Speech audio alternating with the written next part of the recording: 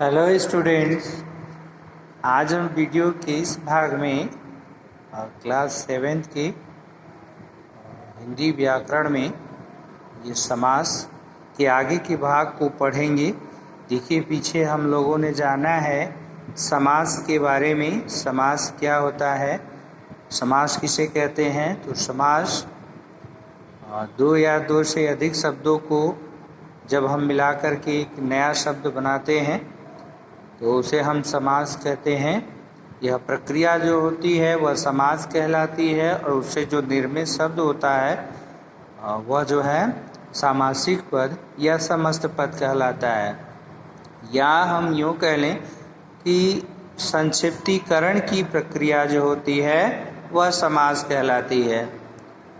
तो समास में हम लोग जो है अब समस्त पद यानी सबको मिला करके जब हम एक शब्द बनाते हैं तो उसी को ही हम समस्त पद कहते हैं। सामासिक शब्द कह लें या समस्त पद कह लें। उसके बाद देखिए, तो वो समस्त पद कहलाएंगे। समस्त पद में दो पद होते हैं। पहला पद कौन है? पूर्व पद पूर्व पद पहला पद पूर्व पद, और दूसरा पद जो है वो उत्तर पद होता है। तो दो पद होते हैं। इन्हीं पदों के हिसाब से इनका वर्गीकरण किया गया है। तो ये पद के बारे में था। अब जो है समास विग्रह यानी जो हम सामासिक शब्द होता है तो उसको फिर अलग अलग करके लिख देने की प्रक्रिया को ही हम समास विग्रह कहते हैं। समास विग्रह यानी समास समस्त पद समास विग्रह। अब जो है जान लें समास के भेद को। तो समास के भेद हमने आपको 6 प्रकार के बताए थे। 6 प्रकार का समास होता है। पहला जिसमें अव्ययी भाव समास होता है। अव्ययी भाव समास क्या होता है भाई? जिसका पूर्व पद अव्यय होता है और जो है कि जब समस्त पद मिलते हैं तो अव्यय का ही कार्य करते हैं, वह अव्ययी भाव समास है। दूसरा हमने बताया था आपको तत्पुरुष समास। तत्पुरुष समास में क्या होता है? तत्पुरुष समास में जब हम समास की प्रक्रिया अपनाते हैं तो उसमें कारक की विभक्तियों का लोप होता है, कारक चिन्हों का लोप होता है। तो वहाँ पर जो है तत्पुरुष समास होता है। उसके बाद इसमें उत्तर पद प्रधान होता है तत्पुरुष समास में। तीसरा हमारा जो है वो द्विगु समास है। द्विगु समास में क्या हम पढ़े हैं? द्विगु समास में हम पढ़े हैं कि पूर्व पद जो है उसका संख्यावाची होता है। पूर्व पद जो है वो संख्यावाची होता है, यानी संख्या को व्यक्त करता है, नंबर्स को बताता है। इसका विग्रह करते समय हम समूह या समाहार शब्द का प्रयोग करते हैं। उसके बाद द्विगु समास। उसके बाद चौथा जो है हमारा द्वंद्व समास है। द्वंद्व समास में क्या है? द्वंद्व समास यानी जिसमें दोनों पद प्रधान होते हैं। द्वंद्व समास में दोनों पद प्रधान होते हैं और पूर्व पद और उत्तर पद दोनों पद प्रधान होते हैं। जैसे हम कह लें उदाहरण उसका माता पिता, भाई बहन, पृथ्वी आकाश, वायु अग्नि, तमाम एग्जाम्पल हैं उसके। इसके समास की प्रक्रिया जब हम अपनाते हैं तो इसमें और, तथा, एवं, या शब्दों का लोप होता है। तो द्वंद्व समास। अब जो है पांचवा हम पढ़ रहे थे कर्मधारय समास। पांचवा कर्मधारय समास, इसी को आज हम लोग पढ़ेंगे। इसमें कर्मधारय समास देखिए, कर्मधारय समास में पूर्व पद तथा उत्तर पद में विशेषण विशेष अथवा उपमान उपमेय का संबंध होता है। अर्थात इसमें पहला पद विशेषण तथा दूसरा पद विशेष होता है। उदाहरण नील कमल, नीला है कमल। जो देखिए इसमें दो बातें ध्यान रखने योग्य होती हैं कर्मधारय समास में कि विशेषण विशेष और उपमान उपमेय का संबंध होता है। पदों में आपस में जो है विशेषण विशेष और उपमान उपमेय। अब विशेषण आप जानते हैं, जो शब्द संज्ञा या सर्वनाम की विशेषता बताते हैं उन्हें हम विशेषण कहते हैं। और वह जिसकी विशेषता बताते हैं उसे हम विशेष कहते हैं। और उपमान उपमेय क्या है? भाई उपमान वो है जिससे तुलना की जाती है किसी प्रसिद्ध व्यक्ति वस्तु से किसी अन्य व्यक्ति वस्तु की जब तुलना की जाती है तो उसको हम क्या कहते हैं? उपमान कहते हैं। किसको उपमान कहते हैं? जिससे तुलना की जाती है, और जिसकी की जाती है वो क्या होता है? वह उपमेय होता है, उसको हम उपमेय कहते हैं। उदाहरण देखिए, यहाँ पर दिया हुआ है नील कमल, तो नीला है कमल, जो यह विशेषण विशेष्य है। विशेषण विशेष्य देखिए, नीला क्या है? नीला जो है वो विशेषण शब्द है। किसकी विशेषता बता रहा है? कमल की। भाई नीला है कमल, जो कमल क्या है? कमल नीला है। ठीक है, अब कमल की विशेषता नीला बता रहा है कि नीला है, पीला है कि हरा है, कैसा है? तो नीला है, ये उसकी विशेषता है। तो ये विशेषण और ये विशेष। नील कमल, यहाँ पर देखिए दो पद होते हैं, तो पूर्व पद उत्तर पद, तो विशेषण विशेष से होता है, तो विशेषण क्या हो गया? नीला हो गया, और विशेष क्या हो गया? कमल है, क्योंकि कमल की विशेषता नीला है। क्लियर है? चलिए, इसमें नील विशेषण है तथा कमल विशेष्य है, अतः पूर्व पद तथा उत्तर पद में विशेषण विशेष्य का संबंध है। इसमें एक पद उपमान जिसमें उपमा दी जाए तथा दूसरा पद उपमेय जिसकी उपमा दी जाए होता है। उदाहरण देखिए, कर कमल। अब देखिए, पहले में आपने देखा विशेषण विशेष्य को, अब आप देख रहे हैं क्या? उपमेय उपमान उपमेय का संबंध। तो उदाहरण कर कमल, कमल के समान कर। अब देखिए यहाँ पर कर, कर का मतलब हाथ होता है, कर का मतलब हाथ, तो कमल के समान कर। यहाँ कर की उपमा कमल के साथ दी जा रही है। कर की उपमा यानी कर की तुलना किससे की जा रही है? कमल से। एक कर कैसा है, यानी हाथ कैसा है? कमल के समान है, कमल के साथ दी जा रही है। अतः पूर्व पद तथा उत्तर पद में उपमान उपमेय का संबंध है। उपमान उपमेय, उपमान यानी जिससे तुलना की जाती है, तो पूर्व पद कमल, और उपमेय का संबंध है यानी कर का। कमल के समान कर, कर उपमेय है और कमल उपमान। अब देखिए यहाँ पर नीचे जो है कर्मधारय समास के कुछ उदाहरण दिए हुए हैं, यहाँ पर से ध्यान से पढ़िए तथा समझिए।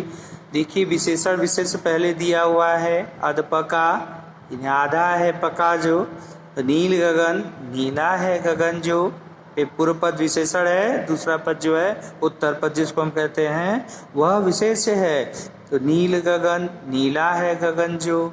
महाराजा, महान है राजा जो। लाल टोपी, लाल है टोपी जो। अश्रु गैस, अश्रु लाने वाली यानी आंसू लाने वाली गैस, आंसू गैस जिसको बोलते हैं। मालगाड़ी, माल लाने वाली गाड़ी। और भी विशेषण विशेष क्या है यहाँ पे जो दिया हुआ है। दुरात्मा, बुरी है आत्मा जो है, आत्मा की विशेषता कौन है? बुरी है, अच्छी है, भली है, तो बुरी है, तो दुरात्मा। पीतांबर, पीला है अंबर जो। भाई अंबर की विशेषता क्या है? कि वह पीला है, वस्त्र जो है क्या है? पीला है। अंबर का मतलब वस्त्र भी होता है, तो पीला है वस्त्र जो। महात्मा, महान है आत्मा जो। श्वेतांबर, श्वेत है अंबर जो। मधुमक्खी, मधु देती है मक्खी जो।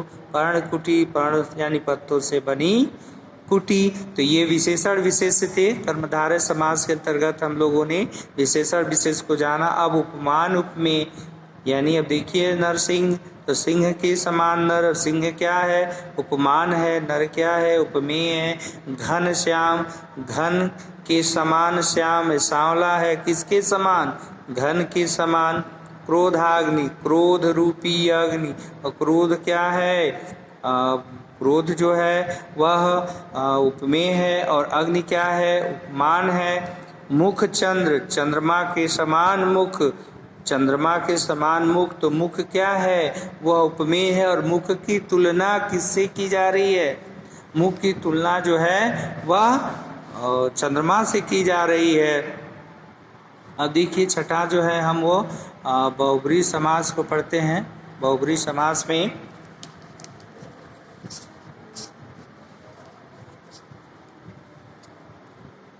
देखिए बहुब्रीहि समास में क्या है, बहुब्रीहि समास में कोई भी पद प्रधान नहीं होता, पूर्व तथा उत्तर पद मिल करके अन्य पद की ओर संकेत करते हैं। देखिए जैसा आपने पढ़ा है, मैंने पहले ही बताया था कि पदों के हिसाब से ही इनको वर्गीकृत किया गया। किसी में जो है पूर्व पद प्रधान होता है, किसी में उत्तर पद प्रधान होता है, किसी में पूर्व पद संख्या को बताता है, द्वंद्व में दोनों पद प्रधान होते हैं, कर्मधारय में विशेषण विशेष है, और उपमान उपमेय का संबंध होता है। विशेषण विशेष और उपमान उपमेय का संबंध होता है। अब हम आगे छठे नंबर पे बहुब्रीहि समास में, यहाँ पर देखिए यहाँ पर दोनों पद प्रधान नहीं होते।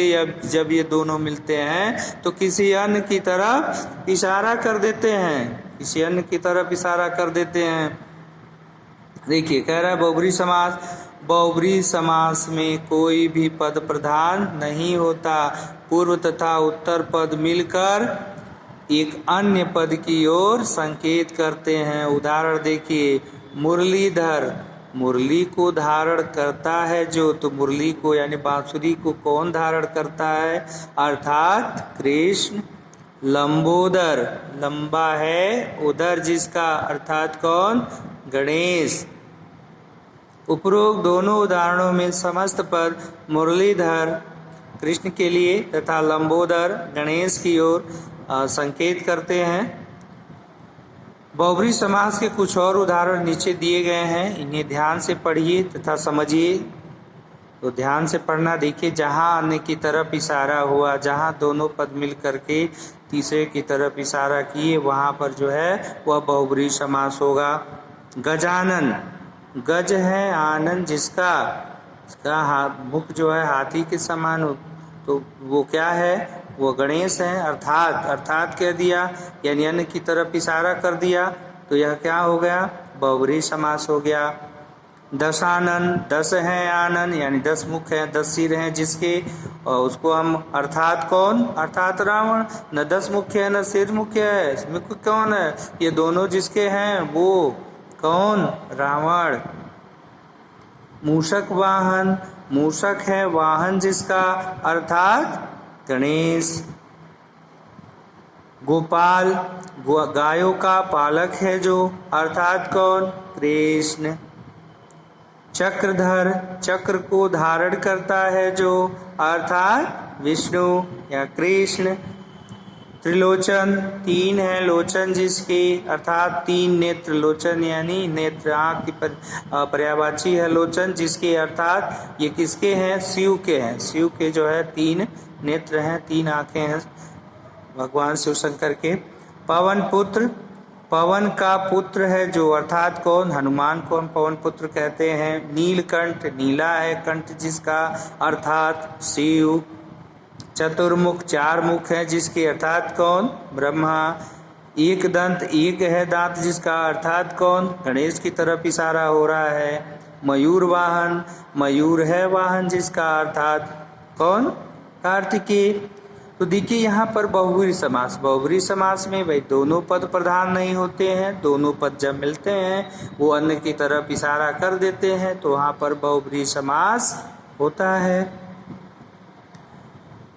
अब देखिए ध्यान देने योग्य बातें हैं, कर्मधारय और बहुब्रीहि समास में अंतर को, कर्मधारय और बहुब्रीहि समास में अंतर। एक कर्मधारय समास के दोनों पदों में विशेषण विशेष और उपमेय उपमान का संबंध होता है, और बहुब्रीहि समास में दोनों पद मिलकर किसी तीसरे पद की विशेषता प्रकट करते हैं। जैसे अब देखिए, कमल के समान नयन, कमल नयन, कमल नयन समस्त पद है, और कमल के समान नयन यानी कर्मधारय समास, और कमल के समान नयन है जिसके। अब देखिए यहाँ पर क्या हो जाएगा, अर्थात जब लग गया, जिसके कह दिया या जो, अर्थात तो कौन हो जाएगा, तीसरा कोई, यानी ये कृष्ण है।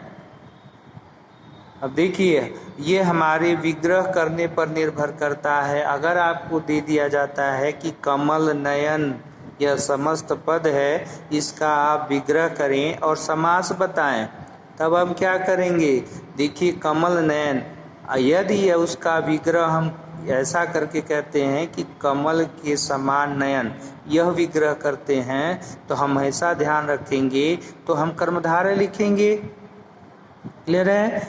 उसके बाद अगर हम विग्रह ऐसे कर देते हैं कि कमल के समान नयन है जिसके, जब जिसके कह दिए या अर्थात कह दिए, तब तो जो है वो तीसरा यानी बहुब्रीहि समास।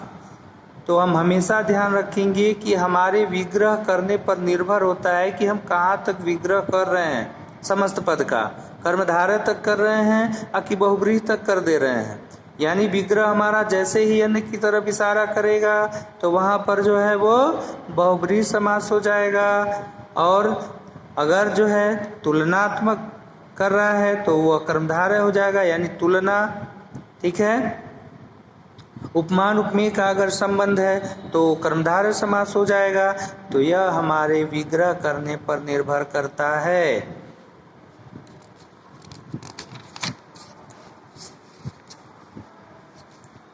देखिए, द्विगु समास। अब द्विगु और बहुब्रीहि समास में अंतर, ये तो आपने देखा कि कर्मधारय और बहुब्रीहि में अंतर। अब जो है द्विगु समास और बहुब्रीहि समास में अंतर। देखिए, द्विगु समास का, जैसा कि हम लोग पहले से जानते हैं कि द्विगु समास का पहला पद संख्या वाची होता है, नंबर्स को व्यक्त करता है, बताता है, संख्या को बताता है, तथा पहला पद दूसरे की संख्या बताता है। जबकि बहुब्रीहि समास में कई बार पहला पद संख्यावाचक होता है जो दूसरे पद से मिल करके किसी तीसरे की तरफ इशारा करता है। देखिए, द्विगु का तो पहला पद संख्यावाची होता है और वो क्या करता है? दूसरे पद की संख्या को, समूह को बताता है। बहुब्रीहि समास में भी पहला पद संख्यावाची होता है, हो सकता है, लेकिन जब वो दूसरा पद मिलता है उससे तो वो क्या करता है? वह तीसरे की तरफ इशारा कर देता है, और जब ही तीसरे की तरफ इशारा हुआ तो वहाँ पर जो हमारा बहुब्रीहि समास हो जाएगा। तो ये अंतर है। देखिए, तिरंगा, तीन रंगों का समाहार, तो यहाँ पर तो द्विगु है, लेकिन जब हम कहेंगे तीन रंग हैं जिसमें, अब जिसमें यानी किसमें, अर्थात किसमें है? भारतीय राष्ट्र ध्वज में, तिरंगे में हमारे तीन रंग हैं, त्यों ही यहाँ पर जो है वो बहुब्रीहि समास हो जाएगा। तो सो स्टूडेंट, आज जो है आपका ये समास समाप्त हुआ। उम्मीद है आपको समझ में आया होगा। स्टूडेंट, आज के वीडियो में इतना ही। Take care, bye bye.